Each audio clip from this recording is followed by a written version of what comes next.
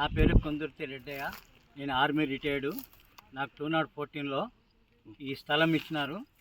ఇటు స్థలానికి 5 ఎకరాలకు నాకు ఎలాంటి భూబాధ్యతల నుంచి డబ్బు రాలేదు. కావున ఈ గ్రామ పంచాయతీ ప్రభాకర్ రెడ్డి గారు అండ్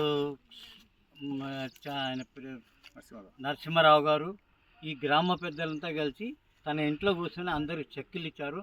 నాకు చెక్కులు ఇవ్వలేదు. నాకు ఎందుకు ఇవ్వాలంటే నువ్వు లేవు కదా, దూరంలో ఉన్నావు కాబట్టి నేను ఇవ్వలేకపోయినా అన్నట్టు ప్రభాకర్ రెడ్డి మాట్లాడుతున్నాడు. ఇలాంటి సగం మందికి ఎకరానికి అరెకరం ఇవ్వడము, 5 ఎకరాలకి 2 ఎకరాలు ఇవ్వడము, ఈ విధంగా చాలామందికి అన్యాయం జరిగింది. నెక్స్ట్ ఏంటంటే నాకు డబ్బులు ఇస్తారా, భూమి ఇస్తారా, లేదంటే ఈ భూమి కాడికి వచ్చి నేను ఒక టెంట్ వేసుకొని రిలే నిరాదీక్ష కానీ కంటిన్యూ నిరాదీక్ష కానీ చేస్తాను, భయపడేది లేదు. ఈ సర్పంచ్ ప్రభాకర్ రెడ్డి నా డబ్బులు తీసుకున్నట్టు నాకు ఇన్ఫర్మేషన్ ఉంది. కావాలంటే ఊర్లో కూడా విచారించండి. ఇది నేను సిబిఐ దాకా పోతాను. నా డబ్బులు రాకపోతే సర్పంచ్ సాబ్ ఏం చేయాలో అతను చేయాలి, కలెక్టర్ ద్వారా ఆ ద్వారా.